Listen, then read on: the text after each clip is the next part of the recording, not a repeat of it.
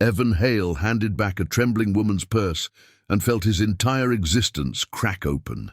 The elderly stranger's eyes, clouded, desperate, locked onto his face with recognition he couldn't name, couldn't escape. In Portland's rain-heavy streets, a simple act of kindness became a fissure through which 30 years of silence began to scream. Marjorie Kent's hands shook, not from age, but from seeing storm-blue eyes she thought she'd buried forever. Something unnamed passed between them, heavy as guilt, sharp as loss. Single man returned a lost purse to an elderly woman. What happened next exposed a 30-year secret. Became the story neither of them knew they'd been living. Subscribe now, because some truths don't wait for permission to destroy everything you thought you knew. The rain came down in Portland the way it always did in late October, not violently, but with a patient, grinding persistence that soaked through fabric and skin and seemed to settle somewhere deeper in the marrow of the city itself. Evan Hale stood outside Morrison's Auto Repair, with grease still dark beneath his fingernails, watching the street blur into liquid grey, the neon signs of the Vietnamese restaurant across the road bleeding pink and green into puddles that never quite drained. He'd worked a double shift, his back aching from hours bent over the engine of a rusted Chevy that refused to surrender its secrets. And now the October cold wrapped around him like something familiar, something he'd learned to wear instead of fight. The smell of motor oil clung to his jacket, mixing with the wet asphalt scent that defined every autumn evening in this neighborhood. And he thought about the frozen dinner waiting in his efficiency apartment 6 blocks away. The same meal he'd eaten 3 nights this week. The same silence that would greet him when he opened the door. Loneliness wasn't something Evan admitted to himself often. It lived quietly in the spaces between his routines, in the way he nodded to strangers but never learned their names, in the fact that at 34 he could count his meaningful conversations in the past month on one hand. He pulled his collar higher and started walking, his boots splashing through shallow pools that reflected the dying light, each step a small negotiation with the weather and with the life he'd somehow assembled from spare parts and unspoken disappointments. The purse lay on the sidewalk like something abandoned by fate rather than accident, a worn leather bag, brown and cracked along the seams, resting against the base of a parking meter where the rain had begun to darken its surface. Evan almost walked past it, his mind already reaching toward home and warmth. But something made him stop, perhaps the way it sat there with such quiet vulnerability, or maybe just the ingrained reflex of someone who'd spent years fixing broken things. He crouched down, his knees protesting slightly, and picked it up, feeling the weight of it, not heavy but substantial enough to matter, substantial enough to contain a life's necessities. Inside, through the open clasp, he glimpsed a wallet, reading glasses, a small address book with pages softened by years of handling, and the intimate debris of someone's daily existence scattered like evidence of a person who still believed in carrying physical photographs and handwritten notes. Evan looked around, scanning the sparse pedestrian traffic, a couple hurrying past with their heads down, a teenager on a skateboard weaving between puddles, a delivery truck idling at the corner with its hazard lights blinking, but no one seemed to be searching, no one moved with the particular panic of loss. He opened the wallet carefully, respectfully, finding an Oregon driver's license tucked behind a scratched plastic window, the photo showing an elderly woman with white hair pulled back severely.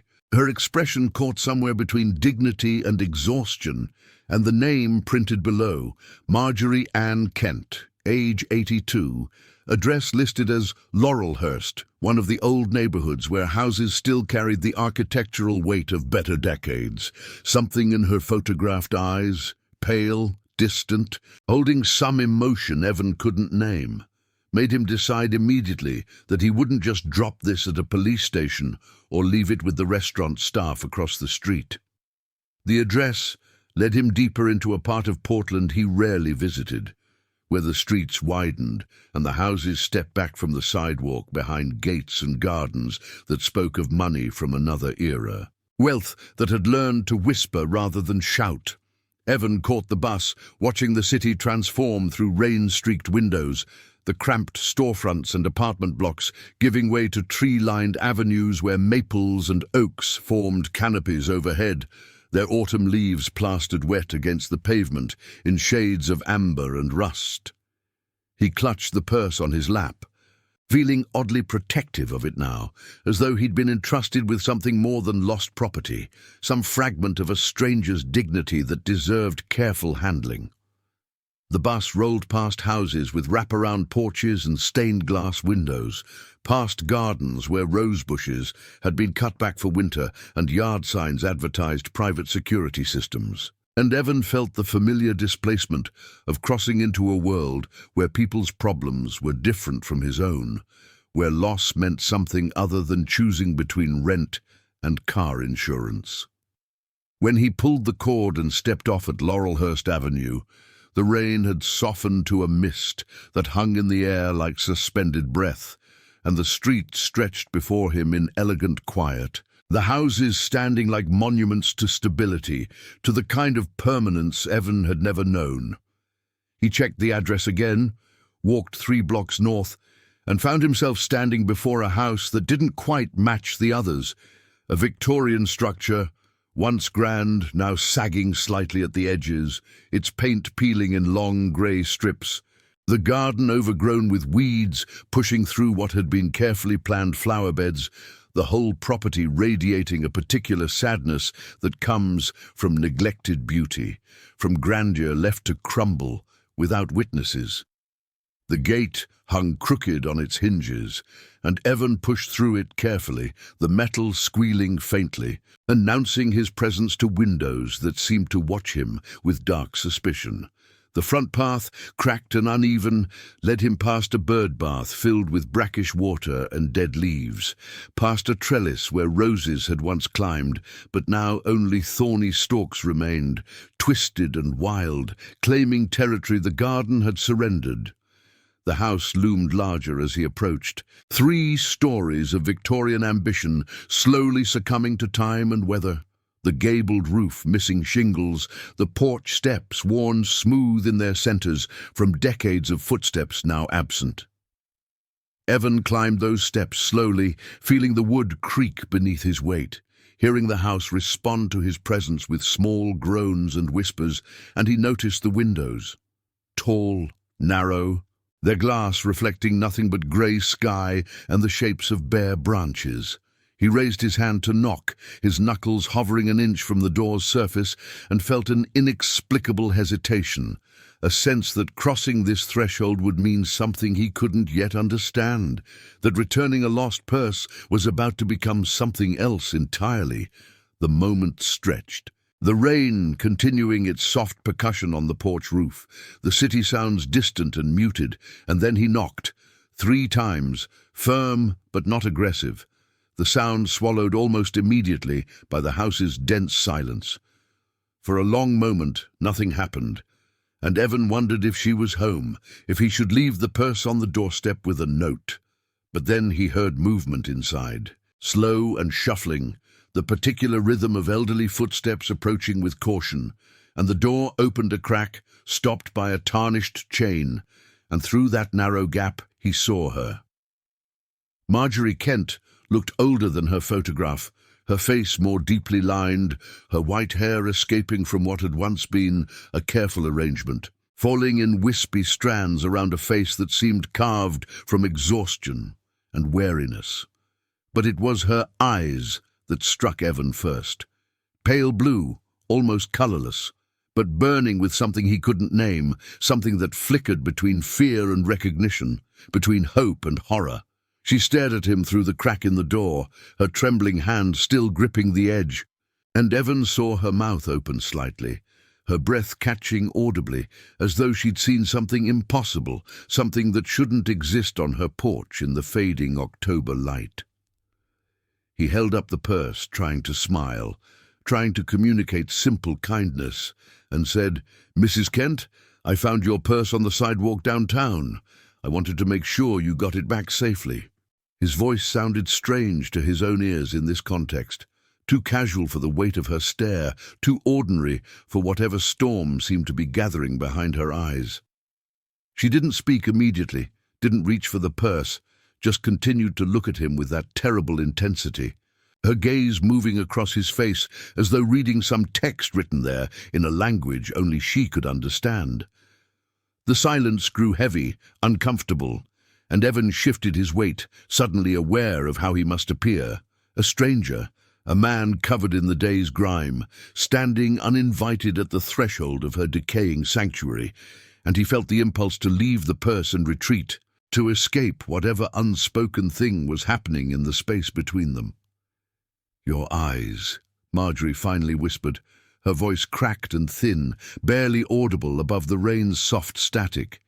"You have his eyes."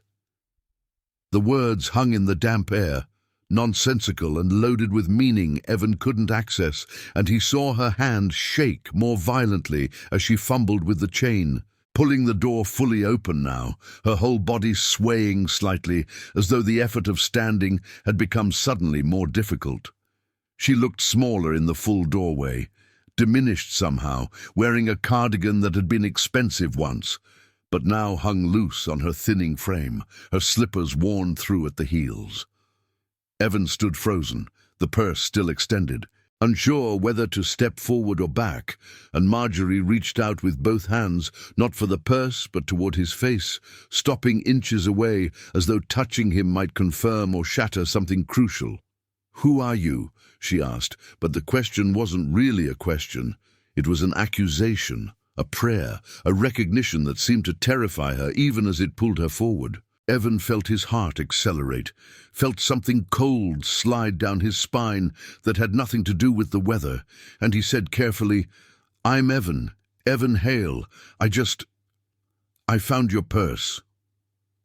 But even as he spoke, he knew his answer wasn't the one she needed, wasn't the one that would stop her from looking at him like he'd stepped out of her nightmares into flesh and breath and standing before her with storm-blue eyes that apparently meant something he'd never been told, something that made an elderly woman tremble and whisper about the past, while the present slowly shattered around them both.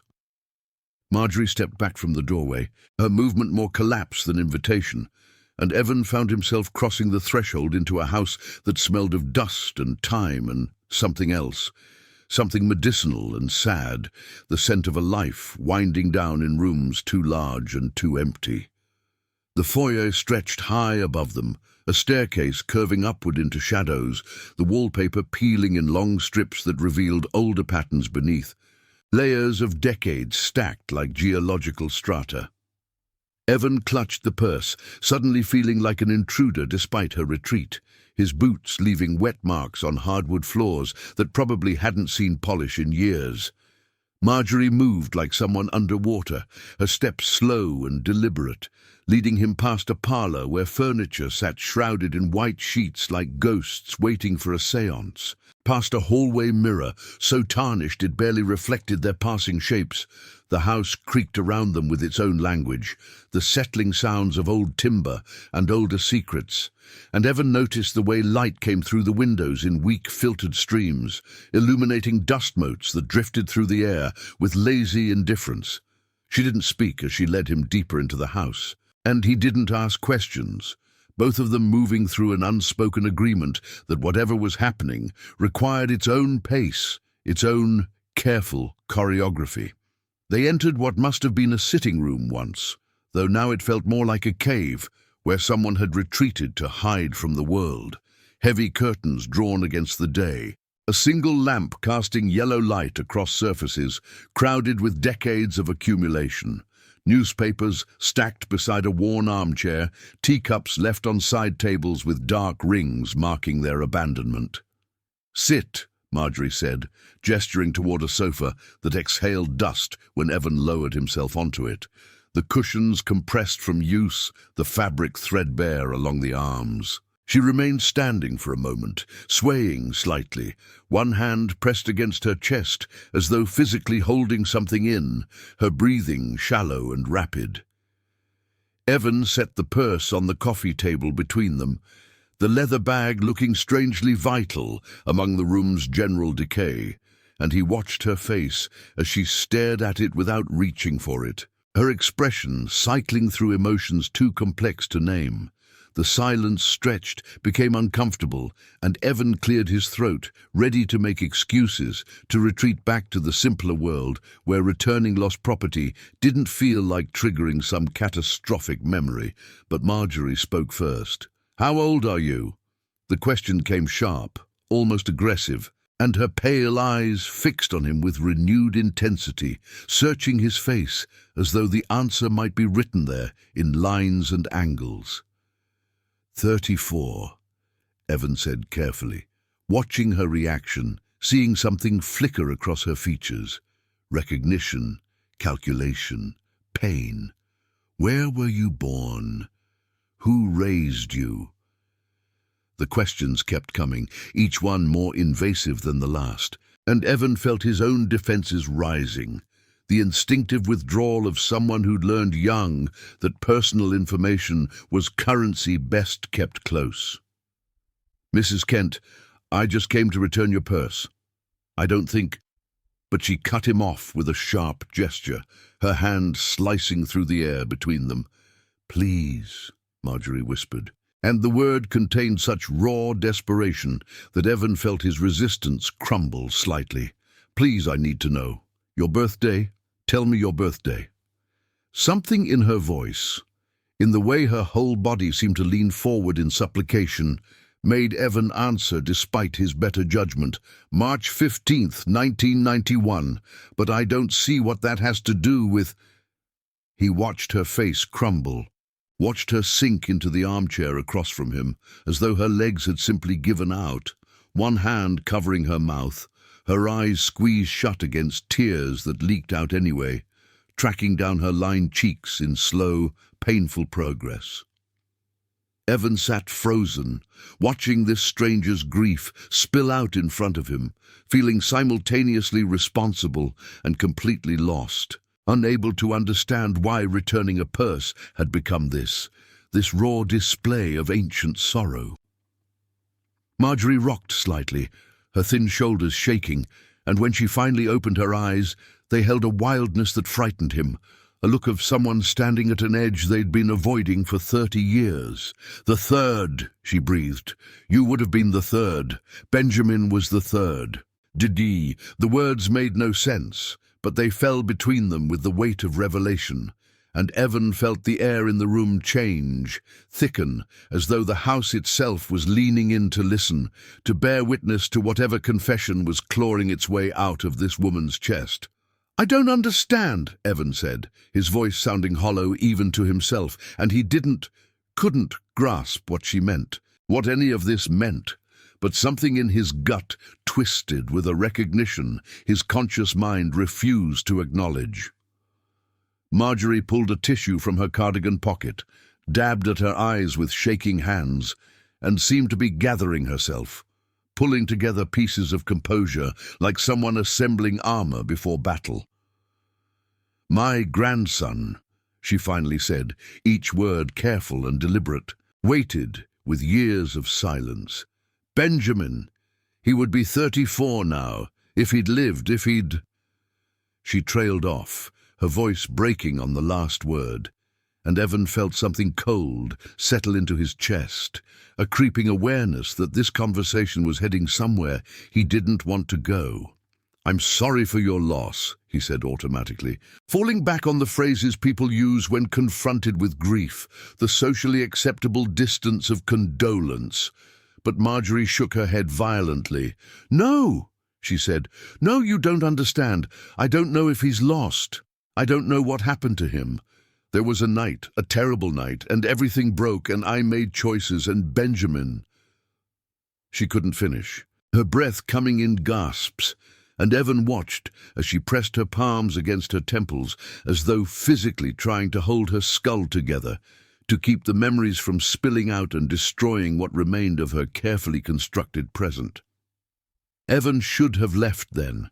Every instinct screamed at him to stand, to excuse himself, to walk out of this crumbling house and back into his simple, uncomplicated loneliness, where strangers stayed strangers, and kindness didn't open doors to other people's disasters. But he didn't move. Something held him there on that dusty sofa, something in Marjorie's desperate eyes, something in the way she looked at him as though he contained an answer she'd been searching for across 3 decades of sleepless nights. "You said, I have someone's eyes," Evan said quietly, surprising himself with his willingness to pull this thread, to see where it led even though he sensed the unraveling it would cause. "You said his eyes when you saw me. Who did you mean?" Marjorie lifted her head, her gaze locking onto his with terrible focus, and in that moment Evan felt seen in a way he'd never experienced, not as a mechanic or a neighbor or a decent person returning lost property, but as something else, something deeper, as though she was looking through his present face to someone he might have been in another life. "My son," she breathed.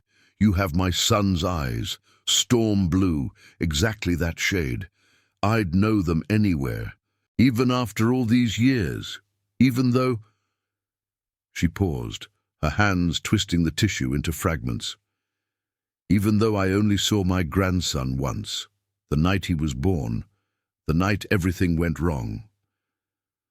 The room seemed to contract around them, the walls pressing closer, the air growing thick with revelation and dread, and Evan felt his reality begin to shift, to reorganize itself around information he didn't want, around implications he couldn't yet process.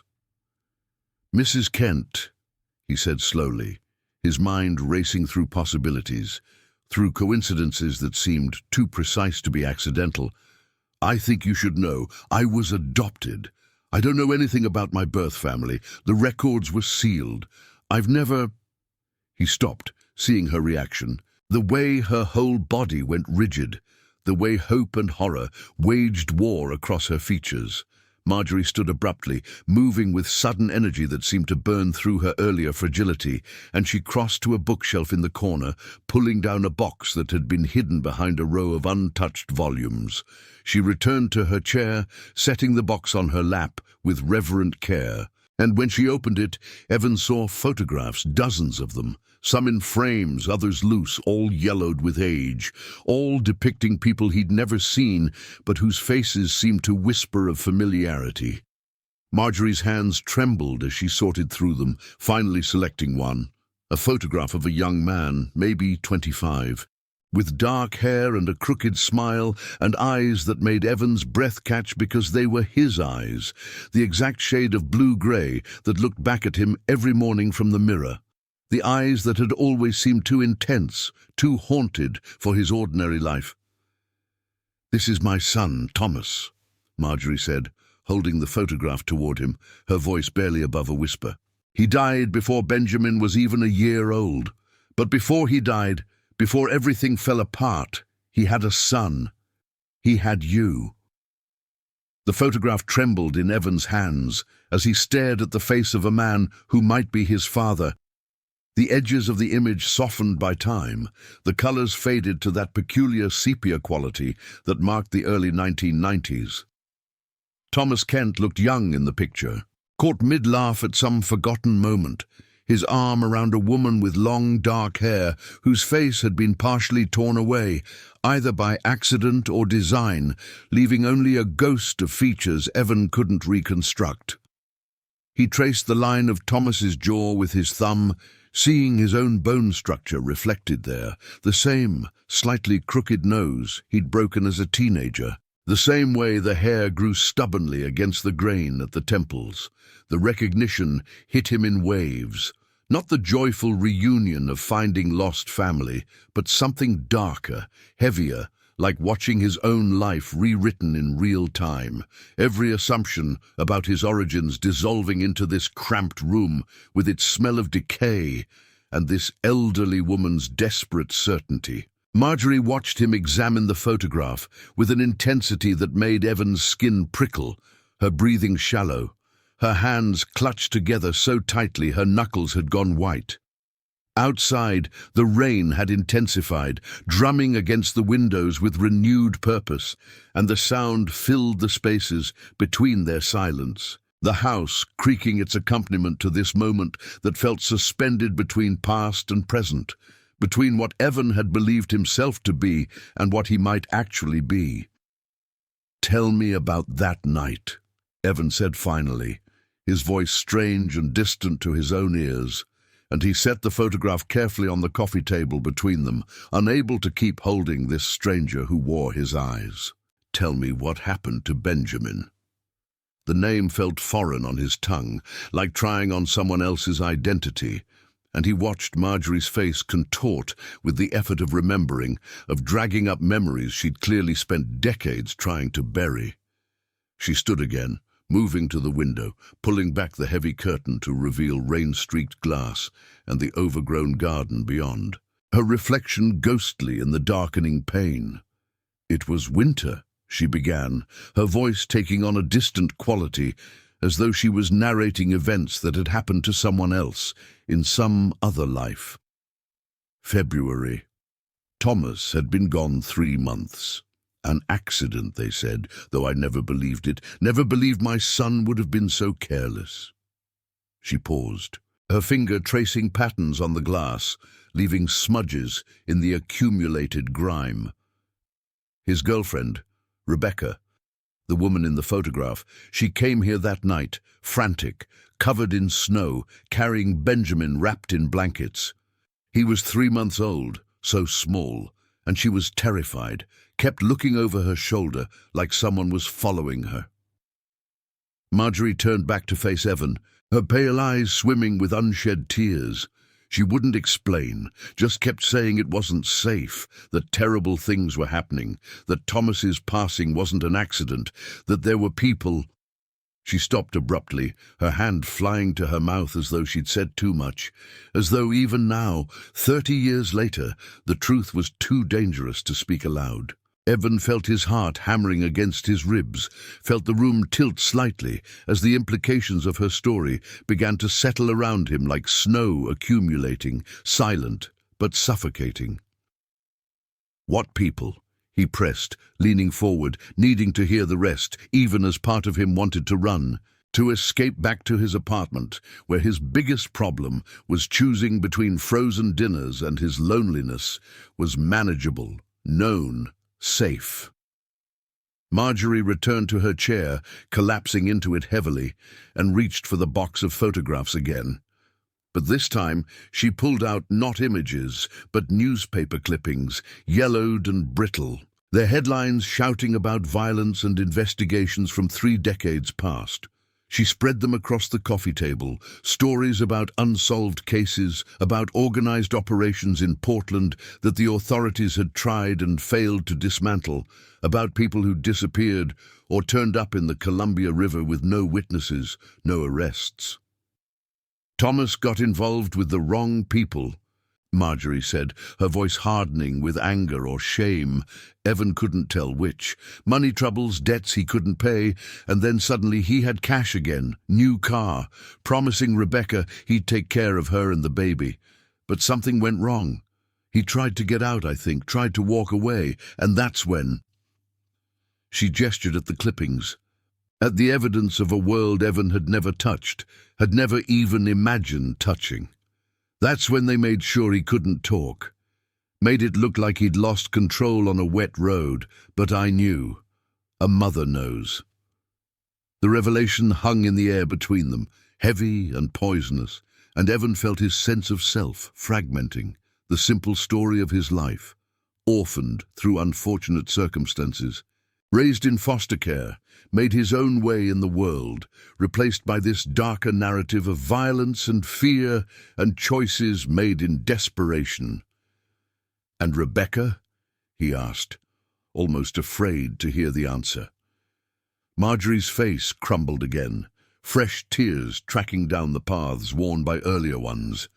She left Benjamin here that night, said she'd come back for him, that she just needed a few days to figure things out, to get somewhere safe. She kissed his forehead, and I remember, I'll never forget, she looked at me and said, "If anything happens to me, protect him.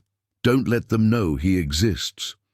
And then she was gone, out into the snow, and I never saw her again.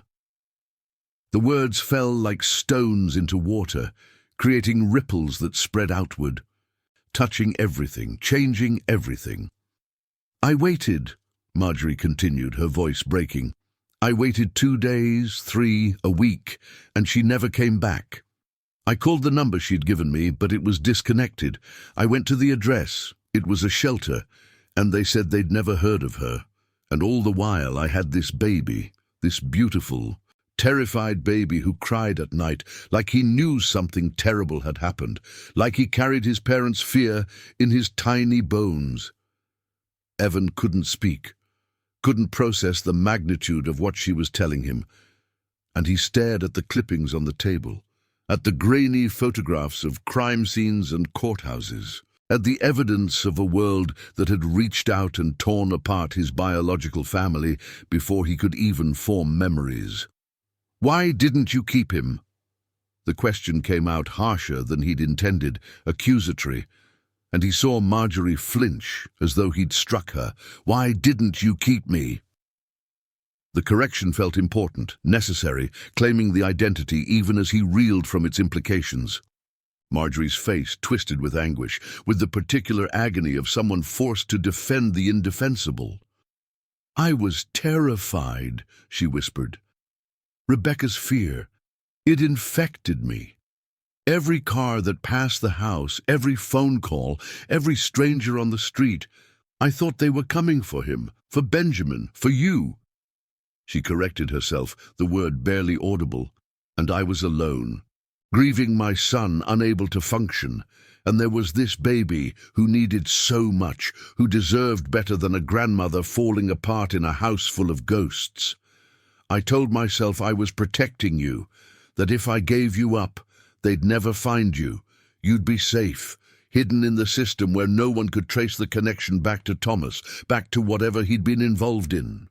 The justification hung hollow between them, and Evan felt a surge of anger so pure and hot it surprised him. Anger at this woman who'd made decisions about his life without him.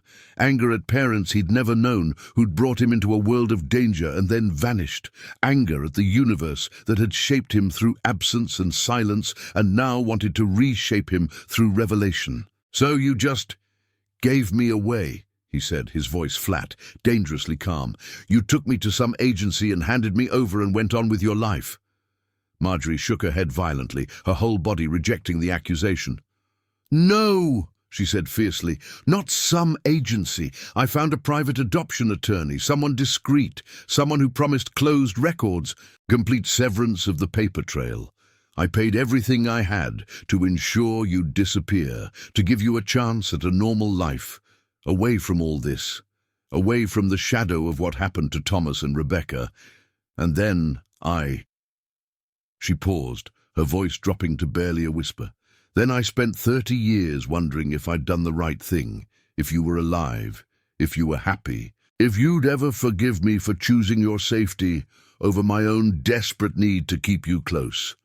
I've lived in this house alone, letting it fall apart around me, because it felt like penance, like the least I deserved for failing my son and then giving away his son, for letting fear make me into someone who chose isolation over risk." The room felt impossibly small now, the walls pressing in. The air thick with 3 decades of guilt and grief and choices that had rippled forward through time, to bring Evan to this moment, standing in the ruins of his origin story, holding his grandmother's purse like some cosmic joke about connection and loss. He looked at Marjorie, really looked at her, and saw not just an elderly woman, but the architect of his rootlessness, the person who'd set him adrift with good intentions and terrible fear, who'd shaped his life through absence while living her own in this decaying monument to all the ways love can fail. "I don't know what you want from me," Evan said finally, exhaustion replacing anger, his whole body suddenly heavy with the weight of too much information delivered too fast. "I came here to return your purse. I didn't come here for—" He gestured vaguely at the photographs, the clippings, the avalanche of history. "For this? I don't know how to be Benjamin. I don't even know if I want to be." Marjorie nodded slowly, accepting his rejection with the grace of someone who'd expected nothing else, who'd prepared for 30 years for exactly this response. "I know," she said softly. "I don't expect forgiveness. I don't expect anything, but seeing you standing at my door, with Thomas's eyes, with his walk, his way of tilting his head when he's uncertain, it felt like being given a chance I didn't earn, a moment I don't deserve. And I wanted you to know the truth, even if it changes nothing, even if you walk out of here and never come back.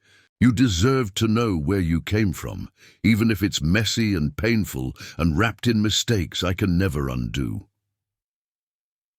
The silence that followed Marjorie's confession stretched between them like a bridge neither wanted to cross, and Evan found himself standing without consciously deciding to, his legs carrying him toward the hallway as though his body understood before his mind that he needed distance, space to process the detonation that had just occurred in his understanding of himself. Marjorie didn't try to stop him, didn't call after him, just watched with those pale, knowing eyes as he moved through her house like a ghost investigating its own haunting. The hallway stretched longer than it had seemed when they'd first entered, lined with closed doors that promised more secrets, more revelations he wasn't sure he could handle, and Evan felt his fingers trailing along the peeling wallpaper as he walked, the texture rough under his touch, grounding him in the physical world even as his internal landscape underwent seismic shifts. He paused before a staircase that curved upward into shadow, the banister carved with elaborate scrollwork, now thick with dust, and something pulled him forward, curiosity mixing with dread, the need to see more of this place that had briefly sheltered him as an infant, this mansion that had kept its secrets while he'd grown up in a series of foster homes and group facilities where his storm-blue eyes had never belonged to any lineage, any history, any story, but the one he'd invented for himself. The second floor opened into a landing where weak afternoon light filtered through a stained glass window, casting colored shadows across hardwood floors scarred by decades of traffic. More doors lined the hallway, bedrooms, presumably, though most stood closed, their brass knobs tarnished green with age. Evan pushed open the nearest one, the hinges protesting with a squeal that echoed through the empty house, and found himself in what must have been a guest room once, now filled with furniture draped in sheets, boxes stacked against walls, the accumulated debris of a life being slowly abandoned. He moved through it without interest, feeling drawn further down the hall to a door that stood slightly ajar, light seeping through the crack in a way that suggested windows without curtains, rooms left exposed to the day. He pushed it open fully and stepped into what had clearly been a child's nursery, frozen in time, like something from a museum exhibit on how young families lived in decades past. The wallpaper here featured faded images of sailing ships and compass roses, the kind of nautical theme parents chose, believing it would inspire adventure in their sons, and the furniture, a crib, a changing table, a rocking chair, sat exactly as it must have been left 34 years ago, waiting for an infant who never returned. Evan felt his chest tighten as he moved further into the room, his boots leaving tracks in the thick dust, and he realized with a cold shock that this had been prepared for him, that these were the few months of his life that had roots, that connected to something beyond the institutional beige of foster care. He approached the crib slowly, almost reverently, and looked down at the mattress still covered in a sheet printed with cartoon whales and octopi, now faded to ghostly impressions. A mobile hung above it, suspended on fishing line, its shapes stars and moons and planets motionless in the stale air. And Evan reached out to touch one, setting the whole assembly into slow rotation, the movement releasing tiny clouds of dust that caught the light like miniature galaxies. Something about this room, this preserved space, made the reality of Marjorie's story settle deeper into his bones. This wasn't fiction, wasn't some elaborate fantasy spun by a lonely old woman, but evidence of preparation, of care, of a brief moment when someone had wanted him, had tried to make space for him in the world. He moved to the changing table, ran his fingers along its surface, and discovered a drawer that slid open to reveal tiny clothes, still folded neatly inside, onesies with snaps down the front, miniature socks no bigger than his thumb, a knitted cap in pale blue yarn. Evan lifted the cap carefully, held it in his palm, and tried to imagine a version of himself small enough to need such protection, helpless enough to fit inside such careful stitching. But the image wouldn't come, wouldn't resolve, because the person he'd been then and the person he'd become existed in parallel universes that had only just collided in Marjorie's sitting room downstairs. A bookshelf along the wall held children's volumes, their spines cracked from reading, and Evan pulled one down at random, a story about a bear who couldn't sleep, illustrated with gentle watercolors that had foxed with moisture and time. He opened it to the title page and found an inscription in elegant handwriting.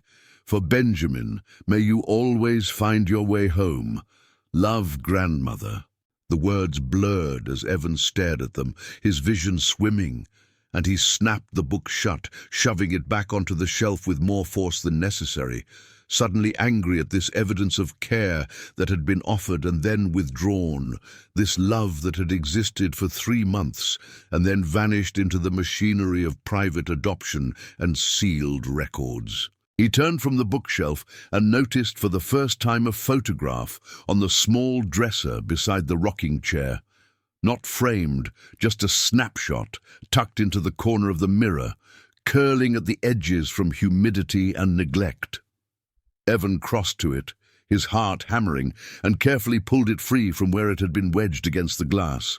The image showed a young woman, Rebecca, surely holding an infant, her face partially turned away from the camera as though caught mid-motion, but what remained visible showed dark eyes wide with something between joy and terror, a smile that didn't quite reach those eyes, and the baby in her arms, swaddled so tightly only his face was visible, a tiny crumpled thing with that newborn redness, eyes squeezed shut against the camera's flash. Evan sank into the rocking chair, the photograph clutched in his hands, and felt the floor of his reality give way beneath him completely. This was him. This infant with its scrunched face and tiny fists was Benjamin Kent, was Evan Hale, was the person whose life had forked at 3 months old into 2 entirely separate narratives, the one where he stayed in this nursery, raised by a traumatized grandmother in a decaying mansion, living under the shadow of his father's violent end and his mother's disappearance, and the one he'd actually lived, rootless and searching, always feeling like he didn't quite fit anywhere, never understanding why. The rocking chair creaked as he shifted, the sound rhythmic and hypnotic, and Evan closed his eyes, trying to access some cellular memory of this place, some echo of the 3 months he'd spent here before, being erased from the Kent family narrative. But there was nothing, just the same blank wall he'd encountered every time he'd tried to imagine his origins. He opened his eyes and studied Rebecca's face in the photograph more carefully, searching for himself in her features, finding perhaps the shape of his mouth, the angle of his cheekbones, but mostly seeing the fear she'd tried to mask, the way her body angled slightly away from the camera as though prepared to flee at any moment. What had happened to her? The question circled in Evan's mind with the insistence of a prayer. Had she survived whatever danger had sent her running to Marjorie that snowy night? Or had she become another statistic in the clippings downstairs, another unsolved case from Portland's violent past? The sound of movement below pulled Evan from his spiraling thoughts, the creak of floorboards announcing Marjorie's slow ascent of the stairs, and he remained in the rocking chair, the photograph still in his hands, as she appeared in the doorway of the nursery, her silhouette framed by the hallway's dim light. She didn't speak immediately, just stood there watching him sit in the chair where she'd presumably once rocked him to sleep during those few months.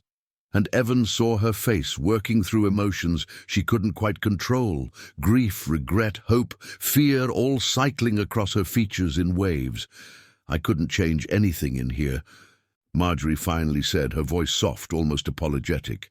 "After you were gone, I'd come up here and sit in that chair and try to remember what you'd felt like in my arms, the weight of you, the way you'd grab my finger with such fierce determination, like you were afraid of being dropped.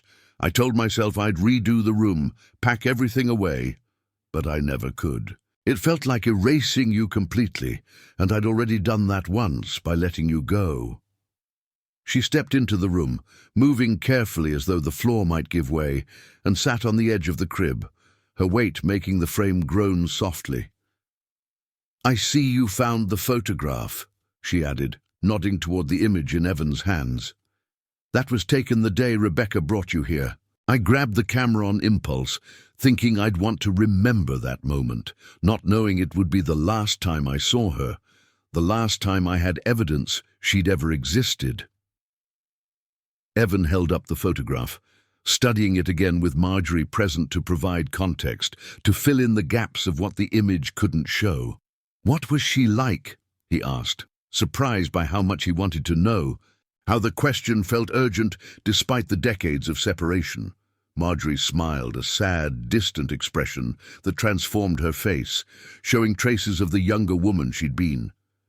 "Rebecca was fierce," she said. "That's the word I'd use. Tiny thing, barely 5 feet tall, but with this core of steel." Thomas met her at community college. She was studying to be a nurse, working 3 jobs to pay tuition, surviving on determination and coffee. They were young, probably too young, but there was something real between them, something beyond just passion. She made him want to be better, to move past the mistakes he'd made, the debts he'd accumulated. Marjorie paused, her hands twisting in her lap. When she got pregnant, Thomas panicked initially, but then he rallied, got serious about providing, about becoming the kind of father he'd never had.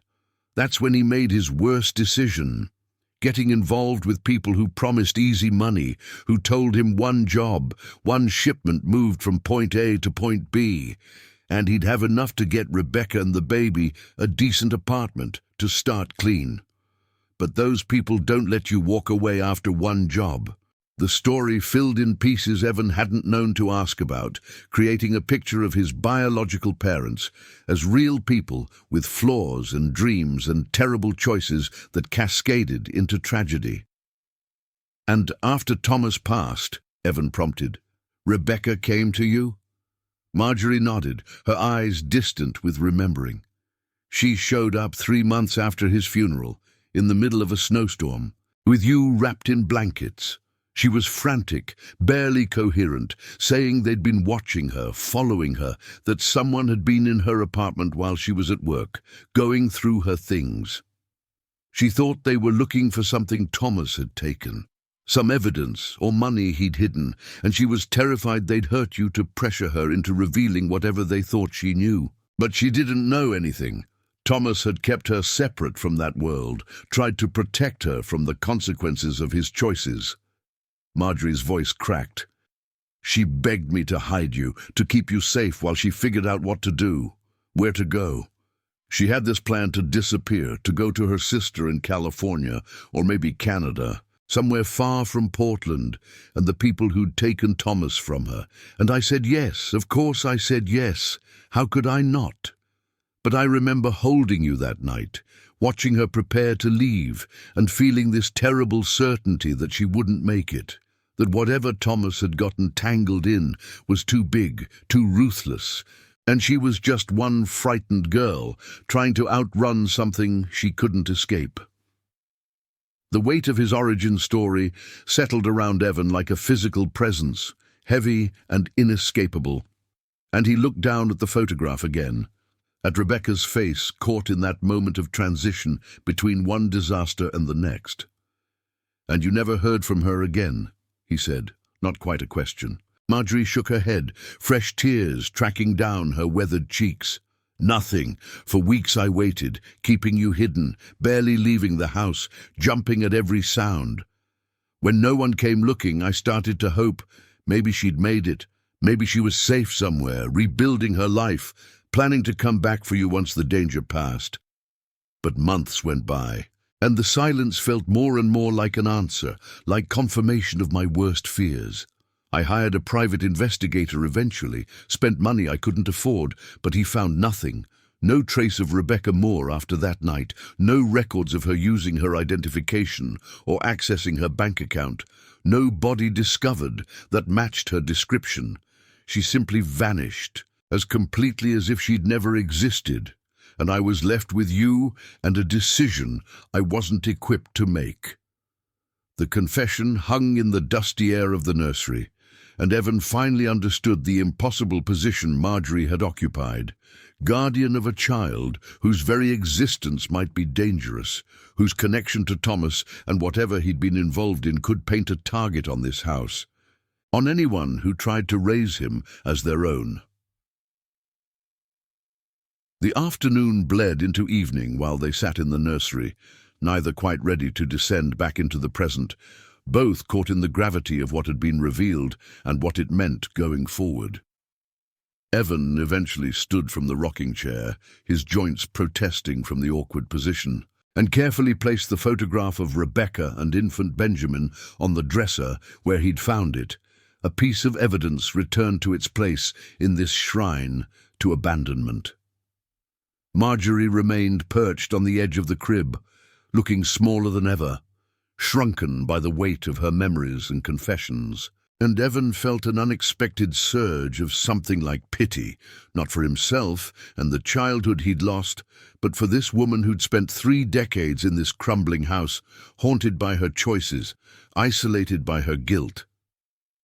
"You should have kept looking," he said finally, his voice neither kind nor cruel, just stating a truth that needed speaking. "You should have kept searching for Rebecca. Should have tried harder to understand what Thomas was involved in, what might have happened to them both. Instead, you gave up. You gave me up, and then gave up searching for answers, and you lived here in this." He gestured at the room, at the house beyond it. "In this museum to your own failure." Marjorie flinched but didn't argue, accepting his assessment with the resignation of someone who'd already convicted themselves in every court that mattered. "You're right," she said quietly. "I could have done more, should have done more, but I was terrified, Evan. You have to understand, the fear wasn't abstract. Thomas had introduced me to some of his associates before everything went wrong, and they were the kind of men who smiled while making threats, who spoke softly about consequences. When Rebecca disappeared, I convinced myself that trying to find her would only draw their attention here, to you, to the last piece of Thomas they might want to eliminate. I told myself I was protecting you through surrender, through making you invisible, but really—" She paused, her pale eyes finally meeting his directly. "Really, I was protecting myself. I chose my own safety over the truth, my own peace over justice, and I've lived with that knowledge every day since, watching this house decay around me like it knew what a coward lived inside it." The admission stripped away what remained of Evan's anger, replacing it with something more complicated. Not forgiveness exactly, but recognition of the messy reality of moral choices made under pressure, of how fear could calcify into paralysis, of how guilt could become its own kind of prison. "Tell me about that night," Evan said, moving to the window where rain continued its assault on the glass. The garden below, a dark tangle barely visible in the failing light. "The night she left me here. Tell me everything you remember." Marjorie inhaled sharply, as though the request required physical courage, and when she began speaking, her voice took on a distant quality, as though narrating events she was watching from across a great divide. It was February 9th, 1991. The snow had been falling for hours, one of those rare Portland storms that actually accumulated, and I'd gone to bed early. Alone in this house even then, my husband having left years before when Thomas's troubles became too much to bear. Around midnight, I heard pounding on the front door, desperate and loud, and I remember my first thought was that it was the authorities, that something else terrible had happened. I went downstairs in my robe, turned on the porch light, and saw Rebecca through the glass panels covered in snow, holding a bundle against her chest, her face. Marjorie stopped, searching for words. Her face was stripped of everything but terror, raw, animal fear. I'd never seen another human being look like that before or since. I let her in immediately, Marjorie continued, her hands gesturing slightly as though recreating the movements from memory. She was shaking so hard she could barely stand, her coat soaked through, and when she pulled back the blankets to show me the baby, I saw that she'd wrapped you in her own sweater underneath, sacrificing her warmth to keep you safe. You were crying, that high-pitched newborn wail, and I took you while she paced the foyer like a trapped animal, looking out the windows, checking the door, unable to stay still. I tried to calm her, to get her to explain, and she kept saying the same things over and over. They know where I live. They've been following me. Thomas took something, I know he did, and now they think I have it. They'll hurt him to get to me. Marjorie's voice cracked on the last phrase. I'd never been a particularly brave woman, Evan. I'd lived my whole life in this house, in comfort and safety, insulated from the kind of violence Rebecca was describing. Hearing her talk about people who would harm an infant to extract information or leverage, it broke something in me, made the world suddenly feel like a much darker place than I'd allowed myself to believe. Evan turned from the window to watch Marjorie as she recounted that night, seeing her relive it in real time, the way her breathing quickened, her hands clenched, as though the fear could transcend decades and re-inhabit her body. She stayed maybe an hour, Marjorie said. Enough time to feed you, to hold you close and whisper things I couldn't hear, to make me promise, make me swear on Thomas's memory that I'd keep you hidden until she could come back, that I wouldn't tell anyone, not the authorities, not social services, not even friends or neighbors, that I had my grandson under this roof. She wrote down a phone number, said she'd call as soon as she was somewhere safe, and she kissed your forehead so many times, like she was trying to imprint the feeling on her lips, to carry that piece of you with her. Marjorie's tears flowed freely now, unchecked, and she made no move to wipe them away. And then she was gone, out into the snow, and I watched from the window as she got into an old sedan that was running at the curb, someone else driving, though I couldn't see who. The car pulled away slowly, its taillights disappearing into the storm, and I stood there holding you, feeling like I'd just witnessed something terrible and irreversible, like I'd become complicit in something I didn't fully understand. The image Marjorie painted settled into Evan's imagination with painful clarity. His mother's final moments in his presence, the desperate love and equally desperate fear that had driven her decisions, the way she'd chosen what she thought was safety over her own need to keep him close. "And after?" he prompted. "After she left?" Marjorie moved from the crib to stand beside him at the window, both of them looking out at the darkening garden, their reflections ghostly in the glass. "After, I tried to be what you needed," she said softly. "I set up this nursery, bought diapers and formula, learned how to change you and feed you and soothe your crying. For 3 months I pretended I could do this, could be your mother in all but name, could protect you from whatever shadows were chasing Rebecca. But every day that passed without word from her, every day the phone didn't ring, My certainty crumbled a little more. I started sleeping with a hammer under my pillow, jumping at every car that drove past the house, convinced that any moment they would come, whoever they were, and take you, hurt you, use you as leverage in some game I didn't understand the rules to. The fear consumed me, Marjorie admitted, her voice barely audible. I stopped eating regularly, lost weight I couldn't afford to lose, developed insomnia so severe I'd hallucinate shadows moving through the house. And you, poor infant, sensitive to my distress, you cried more and more, as though you could feel my terror seeping into you.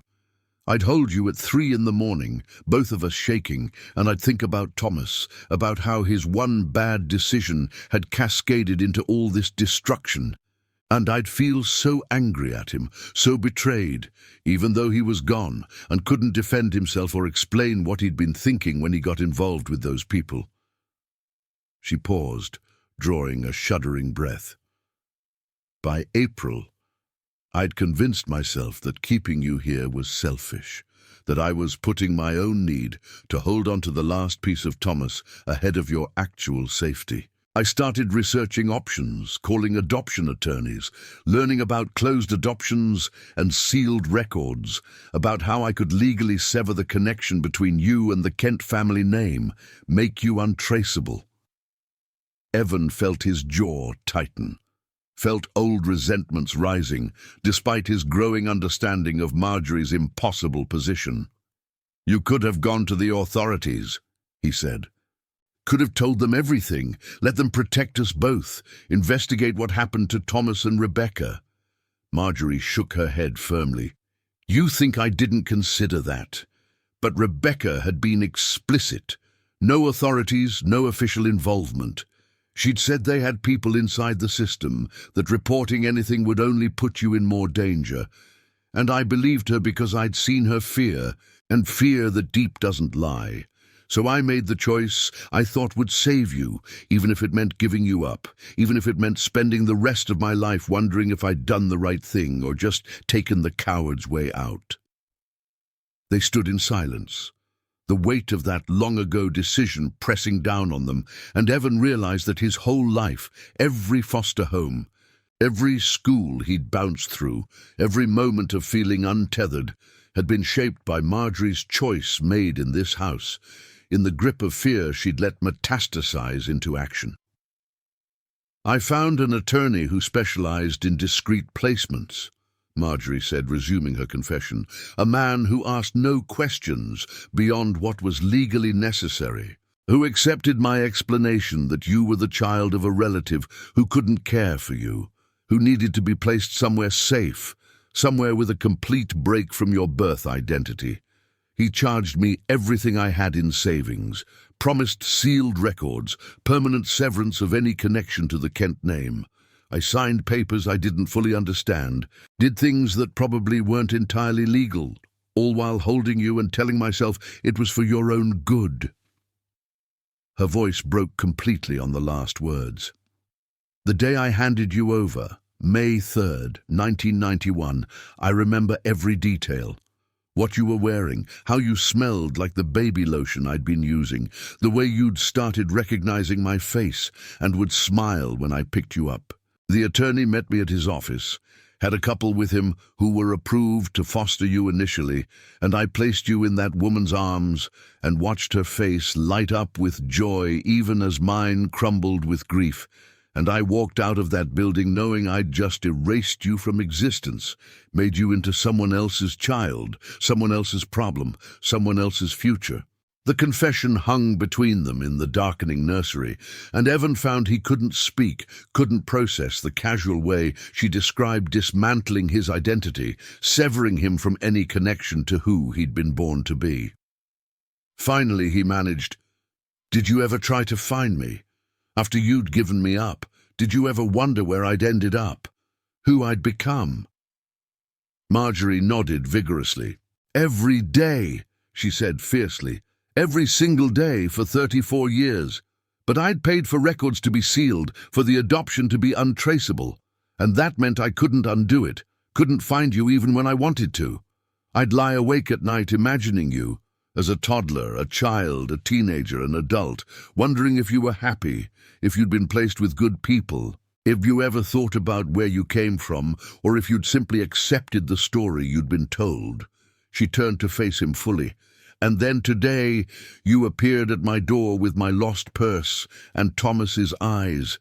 And for a moment, I thought I was hallucinating, that my guilt had finally manifested into physical form to punish me. But you were real, solid, and I just knew that this was fate giving me one chance, one moment to tell you the truth, to explain what I'd done and why, even if you hated me for it, even if you walked away and never came back. The night settled fully over the house while Evan and Marjorie remained suspended in the nursery, neither ready to move forward, neither able to return to who they'd been before this conversation began.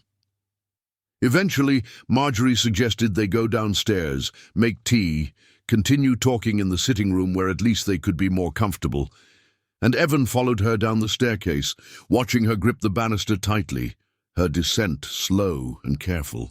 The kitchen revealed itself as another room frozen in time. Harvest gold appliances from the 1970s, linoleum curling at the edges, counters cluttered with the detritus of solitary living. Marjorie filled a kettle, her movements automatic, and Evan sat at the small table pushed against one wall, his mind churning through everything she'd told him, trying to organize the fragments into something coherent, something he could carry forward into whatever his life would be now that it had been fundamentally redefined.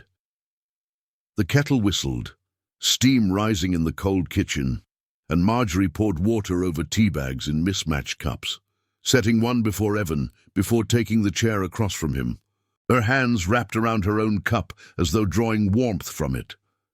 "I need you to understand something," Marjorie said after a long silence, her voice steadier now, as though the physical act of making tea had given her something to anchor to. "When I gave you up, I believed, truly believed, that I was saving your life. The fear Rebecca brought into this house that night, it wasn't the kind of fear you can reason with or overcome. It was primal, absolute, the kind that makes you capable of anything to protect what you love. And I loved you, Benjamin. Evan," she corrected herself carefully. "I loved you with a grandmother's desperate love, the love of someone who'd already lost too much and couldn't bear to lose more. Giving you away was an act of love, even if it doesn't feel that way to you, even if it looks like cowardice or abandonment." Evan sipped his tea, barely tasting it, and considered her words. Part of him wanted to accept this narrative, to wrap himself in the idea that his rootlessness had been the price of his safety, but another part, the part that had spent 34 years feeling untethered, resisted the easy redemption, the neat bow on her guilt. "Love doesn't usually feel like erasure," he said quietly. "Love doesn't usually require making someone disappear." Marjorie absorbed his response without argument, nodding slowly. "You're right," she said, "and I've spent 3 decades wrestling with that contradiction, trying to live with choices I can't undo. But I need you to know what I've learned since then, what I discovered after you were gone, that made me realize my fear wasn't misplaced, that the danger Rebecca described was real and specific and targeted." She stood, moving to a drawer beside the sink, and pulled out a folder thick with papers, returning to set it on the table between them. "After I gave you up, I became obsessed with understanding what happened to Thomas and Rebecca, with trying to find evidence that would explain why they'd both been taken from us.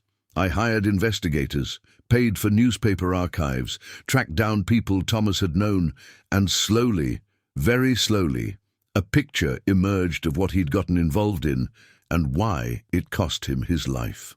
She opened the folder, revealing pages of notes in her careful handwriting, photocopied articles, what looked like court documents and police reports, a whole investigation conducted by a woman with no legal authority, but infinite motivation.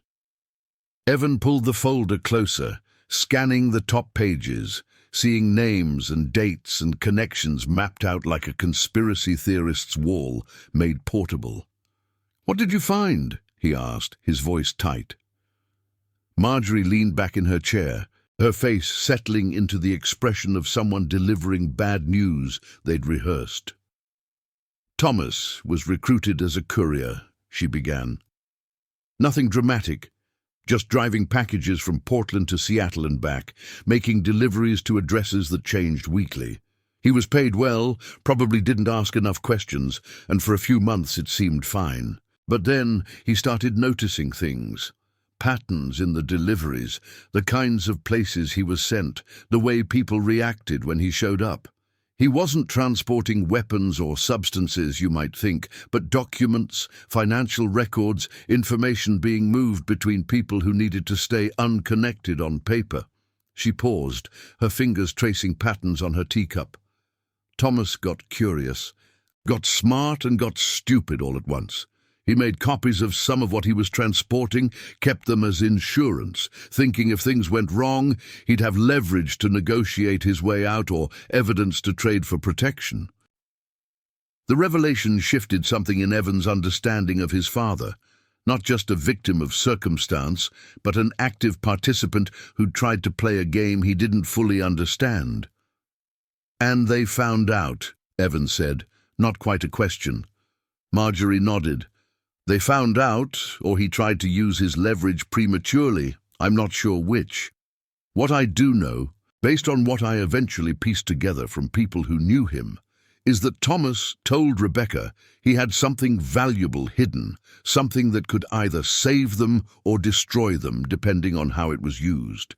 He died before he could tell her where or what exactly, and suddenly she was left holding nothing but suspicion and fear, with a newborn baby making her vulnerable in ways she'd never been before." Marjorie's voice hardened. They must have believed Rebecca knew what Thomas had taken, where he'd hidden it, and they started pressuring her, following her, breaking into her apartment, making it clear they wouldn't stop until they got what they wanted.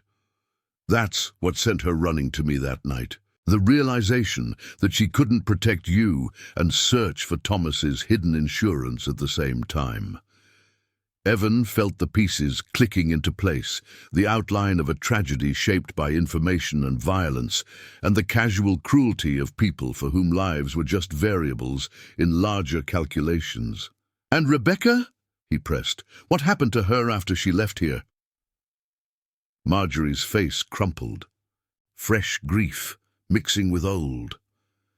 "I don't know for certain," she admitted. "She vanished so completely that she either went into hiding successfully or—" She couldn't finish the sentence, couldn't voice what they both understood was the more likely outcome. I kept searching, kept hoping for years that she'd surface somewhere, that she'd gotten away and started over. But there was never any trace. No death certificate, no Jane Doe matching her description, no records of her using her identification or accessing any of her accounts. She simply ceased to exist after that night, and I was left with terrible questions and no answers. Marjorie reached across the table, her hand hovering near Evan's. "That's why I gave you up, why I couldn't keep you. If they'd been willing to pursue Rebecca so relentlessly, if they'd been willing to take Thomas's life over whatever he'd stolen, what would they do to an infant who represented potential leverage? I couldn't take that risk, couldn't gamble with your safety, so I made you disappear more thoroughly than Rebecca ever could. Buried your connection to the Kent family so deep that no one could trace it back." The logic made a terrible kind of sense, and Evan found himself simultaneously grateful for and resentful of Marjorie's paranoia, her fear-driven choice that had shaped his entire existence. "What was Thomas transporting?" he asked, curiosity overtaking emotion for a moment. "What kind of documents were worth all this?" Marjorie shrugged helplessly. "I never found out specifically. My investigators hit walls everywhere they turned. People who'd talk would only speak in vague terms, afraid even decades later to be specific. But the consensus was that it involved financial crimes, money being moved and hidden, records that could tie legitimate businesses to illegitimate operations. Portland in the late 1980s and early 1990s had its share of organized crime, groups that had learned to operate through shell companies and legitimate fronts. And Thomas had apparently been transporting the paper trail that kept those operations connected but deniable. She leaned forward, her intensity building. The most specific information I got came from a woman who'd been Thomas's friend, someone he'd trusted enough to tell about his troubles. She said he'd mentioned copying insurance. That was the word he'd used, and hiding it somewhere Rebecca could find it if anything happened to him. But he died before he could tell Rebecca exactly what she was looking for or where to look. Evan absorbed this, feeling the weight of his father's choices cascade through generations, understanding now that his own life had been shaped not just by abandonment, but by someone else's secrets, someone else's gamble on information as currency.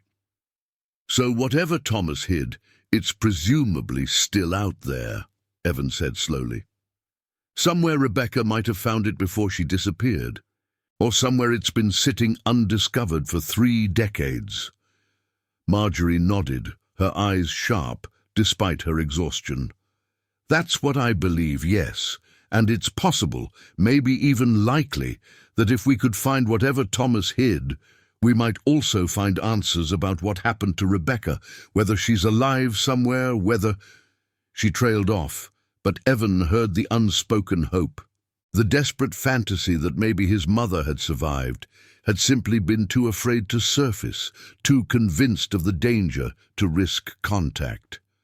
The idea seemed almost cruelly optimistic, but Evan found himself wanting to believe it anyway, wanting to imagine that Rebecca was out there somewhere, that the search wasn't just for evidence, but for a person who'd loved him enough to give him up rather than risk his safety. Did Thomas have places he was particularly attached to? Evan asked, his mind already working through possibilities, thinking about where someone desperate and frightened might hide something valuable. Places he might have considered safe. Marjorie stood, retrieving the folder again, flipping through pages until she found what she was looking for. A list in her handwriting, locations underlined and annotated with notes. I made this years ago, she said, based on everything I could remember about Thomas's habits, places he'd mentioned, where he'd spent time. His apartment was searched after his passing, not by authorities but by me, looking for anything he might have left. But I found nothing. Rebecca's place too, after she disappeared, though by then it had been cleaned out, probably by whoever had been following her. She ran her finger down the list. There was a storage unit he'd rented, but I checked and it was empty by the time I got there. A friend's garage where he'd sometimes work on cars. But the friend had moved and taken everything with him. A spot along the Columbia River where he liked to go fishing, but I went there a dozen times and never found anything that seemed significant.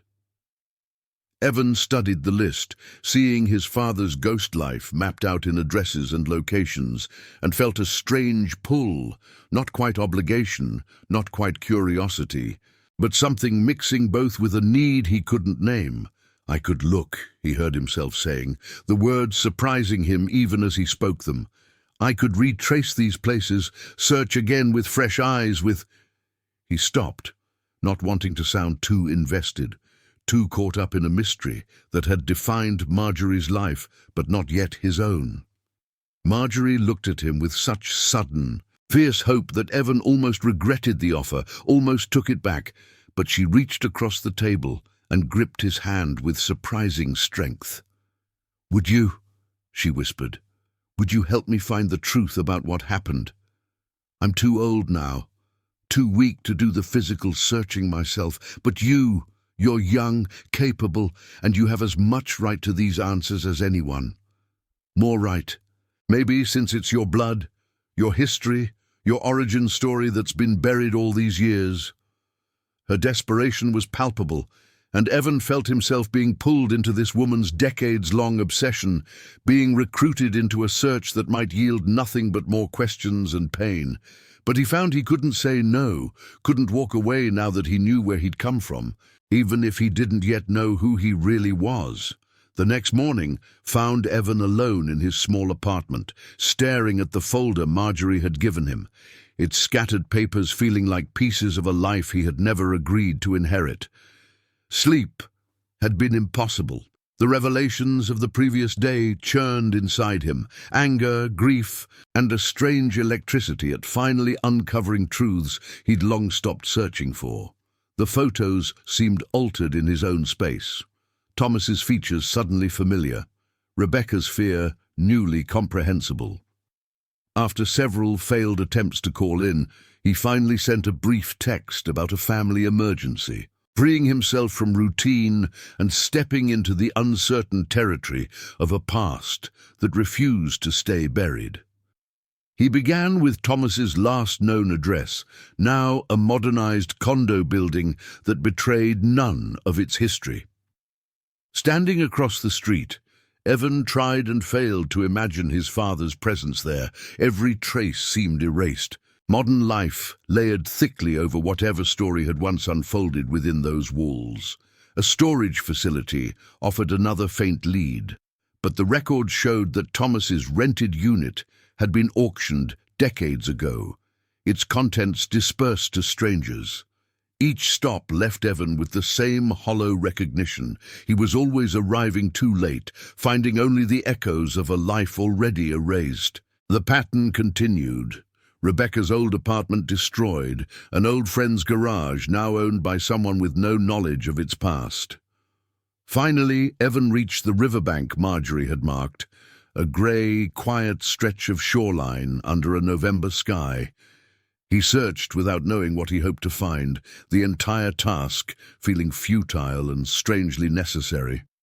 Rain soaked through his jacket, turning the ground to mud as he pushed forward, driven less by logic than by some deep instinct that refused to let him stop. A message from Marjorie reached him at his lowest point, her gratitude and hope pressing heavily on his already burdened heart.